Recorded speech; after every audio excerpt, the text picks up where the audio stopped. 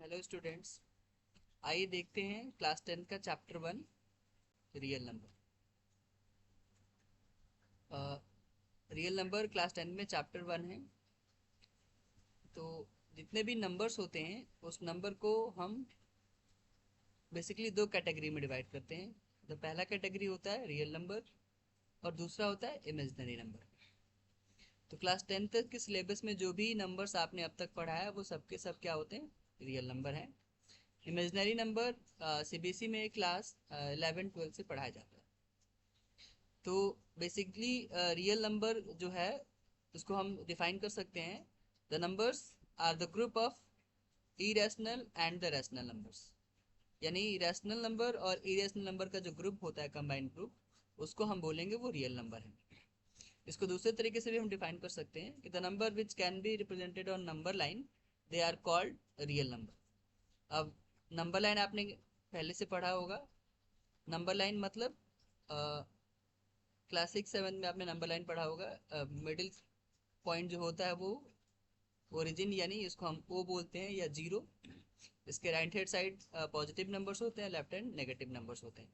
तो इस number line पे जो भी नंबर्स रिप्रेजेंट किए जा सकते हैं उसको हम बोलते हैं रियल नंबर। या फिर real number are the group of rational and irrational numbers. अब क्लास नाइन्थ में आपने रैशनल और इरेशनल नंबर पढ़ा होगा। बेसिकली रैशनल नंबर को हम डिफाइन करते हैं ऐसा कोई भी नंबर जो पी अपॉन क्यू के फॉर्म में हो। बेसिक कॉन्सेप्ट है ये। ऐसा कोई भी नंबर जो पी अपॉन क्यू के फॉर्म में हो और क्यू जीरो नहीं होना चाहिए। Q can not be zero and where P and Q belongs to integer they are called rational number. Class 8 में ये बेसिक डेफिनेशन आपने पढ़ी होगी रैशनल नंबर की।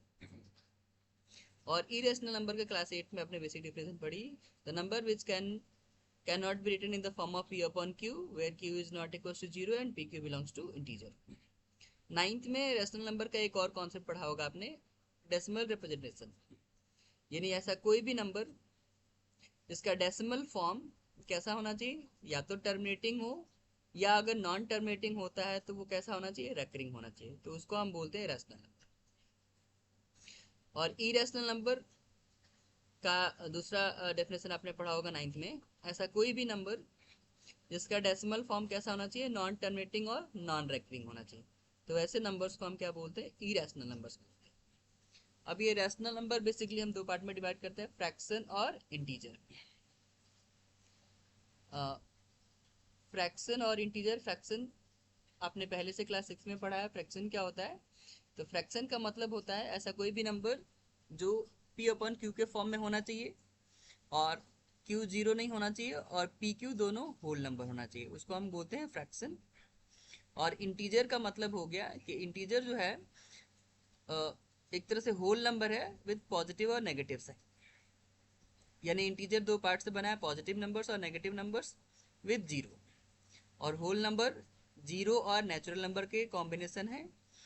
और फ्रैक्शन में प्रॉपर, इम्प्रॉपर और मिक्स फ्रैक्शन आपने पढ़ा होगा। प्रॉपर फ्रैक्शन का मतलब हो गया जिसका प्रॉपर फ्रैक्शन मतलब पी अपॉन क्यू के फॉर्म में कोई फ्रैक्शन है तो उसका डिनोमिनेटर यानी बॉटम की वैल्यू टॉप की वैल्यू से क्या होना चाहिए, ग्रेटर होना चाहिए, वो प्रॉपर होगा। और इम्प्रॉपर का मतलब है जो बॉटम की वैल्यू टॉप की वैल्यू से स्मॉलर होगा, वो हो जाएगा इम्प्रॉपर फ्रैक्शन।